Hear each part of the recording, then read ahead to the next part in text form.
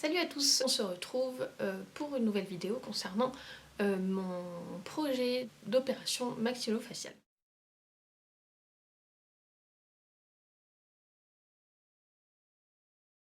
La dernière fois qu'on s'était vu, c'était au mois de février, donc j'étais encore enceinte. J'avais vu donc mon orthodontiste et mon chirurgien. On devait attendre l'avancée du traitement orthodontique. Ce qui a changé, c'est que du coup j'ai vu le kiné, le chirurgien et l'orthodontiste. Depuis la dernière fois qu'on s'est vu, je continuais mes rendez-vous chez l'orthodontiste, donc à chaque fois elle me changeait les fils. Après c'est devenu vraiment une petite routine.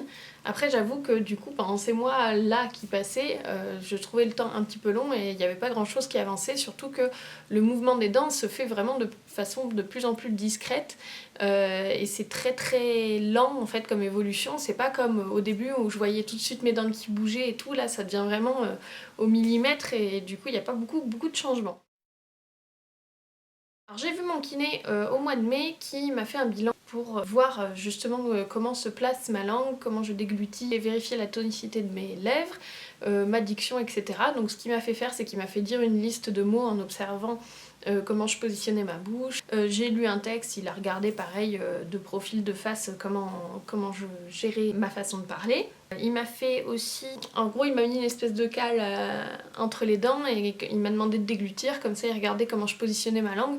Donc il m'a dit que là pareil, c'était une déglutition infantile comme disait le chirurgien. Il a aussi regardé ma posture générale qui à son goût n'est pas bonne, mais à mon goût non plus, parce que je me tiens pas forcément très droite. Quand on se tient pas droit, la tête est pas droite, du coup ça décale de tout. Et après il m'a fait tout un questionnaire pour me demander si je mâchouillais mon stylo, si je bavais pendant que je dormais, je ronflais, etc. Donc là j'ai dit non. Mais par contre je me mords les lèvres, etc. Et du coup ça c'est des habitudes qu'il va chercher à me faire perdre. Donc le but de ce bilan et de ce questionnaire, c'est de faire un état des lieux de ma façon de parler, de manger, et faire un bilan aussi de toutes les mauvaises habitudes que j'ai qui pourraient influer en fait sur le fait que mes appuis sur les dents se fassent pas de façon homogène et mettent en péril la pérennité du résultat après le traitement. Je fais pas 18 mois d'appareil dentaire plus une opération pour que 3 ans après j'ai les dents complètement en vrac et que ça ait servi à rien. Alors suite à ça, le kiné a fait son bilan et l'a envoyé directement à mon chirurgien.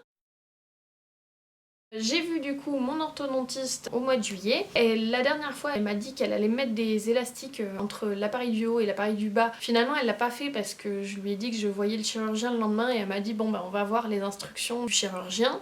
Donc elle m'a juste mis des fils d'acier, donc c'est des fils qui sont très costauds et qui me font très mal. Et ça a recorrigé cette dent là, elle était un petit peu vrillée en fait par rapport à l'autre.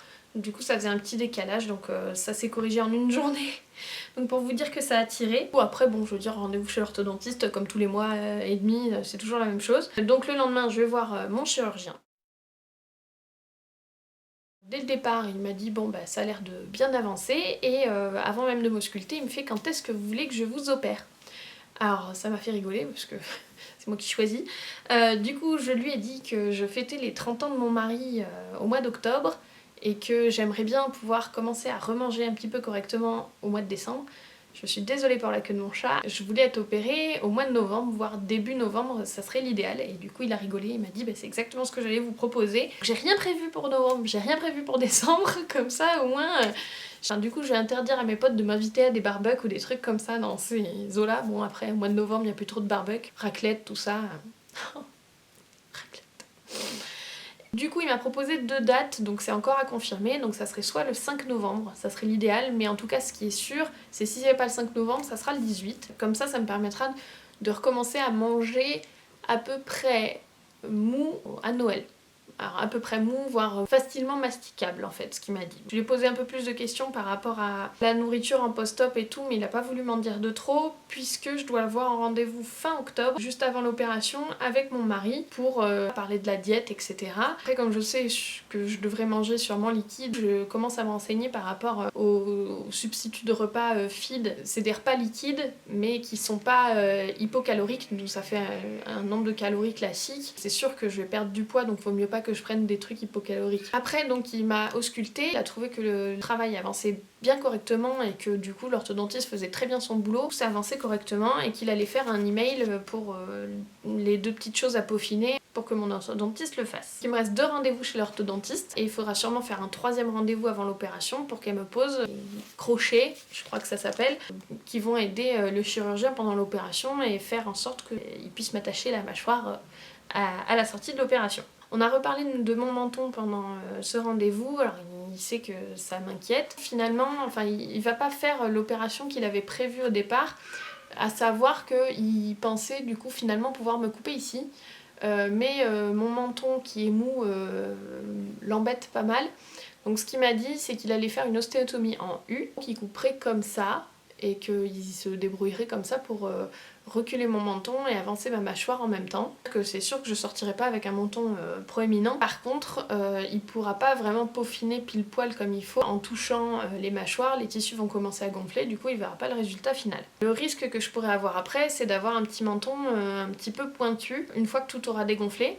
À ce moment-là, il me dit soit on fait des injections d'acide hyaluronique aux endroits pour combler, pour essayer de faire un ovale de visage plus sympa. Sauf que l'acide hyaluronique c'est pas permanent, donc sûrement il ferait des injections de graisse par la suite, mais l'acide hyaluronique ça permettrait de tester un résultat déjà dans un premier temps. Après ça je sais pas combien ça coûte honnêtement, j'ai pas envie de mettre 300 € tous les 6 mois pour mettre de l'acide hyaluronique. Pour rien vous cacher. Donc ça, de toute façon, la finition du menton, ça sera au moins 6 mois après l'opération, une fois que tout aura dégonflé, etc. Mais au sortir de l'intervention, j'aurai pas un menton crochu. Ça me convient. Le but de l'opération, c'est de me faire un visage un peu plus ovale. Il va baisser la mâchoire du haut pour que quand je souris, on voit tout juste le haut de mes dents, avancer la mâchoire du bas et du coup ça va tout. Alors je sais pas, franchement, je sais pas du tout quelle tête j'aurai après. Tout le monde me dit mais il t'a pas fait une projection avec une photo et tout, sauf que Photoshop c'est pas des os avec des nerfs, hein, donc tu peux pas donner un résultat sur Photoshop. C'est pas comme quand tu te mets des prothèses dans les fesses ou dans les nichons, ça te fait pas juste du volume en plus. Là il y a des facteurs qui sont pas calculables juste en bougeant sur Photoshop quelque chose, donc non il peut pas faire ça. Alors est-ce qu'il y a des chirurgiens qui fonctionnent comme ça? Je sais pas, mais en tout cas le mien le fait pas. De vos expériences, est-ce que vous, si vous avez été opéré, est-ce que vous avez eu une projection photo d'avant-après? Je serais très intéressée de le savoir. N'hésitez pas à me dire ça dans les commentaires. Je suis sortie du rendez-vous chez le chirurgien complètement patate, super contente, etc. Parce que ouais, je vais me faire opérer et tout. Alors le côté de douche à la bétadine, douleur, anesthésie, pas pouvoir manger pendant un mois, ça m'est passé complètement au-dessus, mais j'étais contente parce que enfin mes 10 mois d'appareil dentaire commençaient à devenir utiles. Les prochaines étapes, donc c'est mes rendez-vous chez l'orthodontiste tous les mois et demi comme d'habitude, donc il y en aura 2 plus sûrement un 3e pour poser les crochets qui serviront pour l'opération. En septembre, il faut que je commence ma rééducation chez le kiné qui va me suivre donc de septembre jusqu'à après l'opération. En octobre, je dois faire une radio de la face et du profil comme les radios qu'on fait avant de poser l'appareil pour que le chirurgien puisse les utiliser pour prévoir son opération. Fin octobre, donc je lui donne les radios et je fais un rendez-vous du coup avec mon mari qui sera présent pour parler du post-opératoire, des soins et de la nourriture. Après, je me fais opérer soit le 5 novembre, soit le 18. Je reste 48 à 72 heures à l'hôpital et après je suis arrêtée pendant 4 semaines. Voilà, il n'y a plus qu'à. Au niveau de l'appréhension, pour l'instant, j'en ai pas du tout. Je suis encore dans l'excitation de l'annonce, de la nouvelle que ouais, je vais avoir l'opération, ça se concrétise, je vais avoir des résultats. Après, je pense que je vous ferai une vidéo peut-être pour vous parler justement de 1 an d'appareil et de l'opération qui approche. Des infos que j'aurais eues du chirurgien juste avant l'opération. Là, je commencerai à baliser, je pense. Je vous remercie d'avoir regardé cette vidéo. J'espère que le partage que je fais, ça vous est utile, que si par exemple vous posiez la question de faire cette opération-là et que vous attendez que je me fasse charcuter avant vous pour voir si vous le faites ou pas, je suis là pour ça. Donc je vous dis à bientôt, n'hésitez pas à aller sur le blog pour voir l'article qui est en dessous de cette vidéo là. Et puis n'hésitez pas justement à poser des questions dans les commentaires si par rapport à la mutuelle ou à la sécu, etc., vu que je commence à être un peu calée, par rapport à l'appareil dentaire pour adultes, l'opération, tout ça, tout ce qui peut vous passer par la tête. Surtout n'hésitez pas à me poser des questions sur le blog ou sur Instagram. J'ai déjà reçu des Insta directs pour me poser des questions, donc n'hésitez pas à aller sur Instagram aussi, je vais vous mettre tout ça dans la barre d'infos. Je vous souhaite une très bonne journée, prenez soin de vos dents et à bientôt.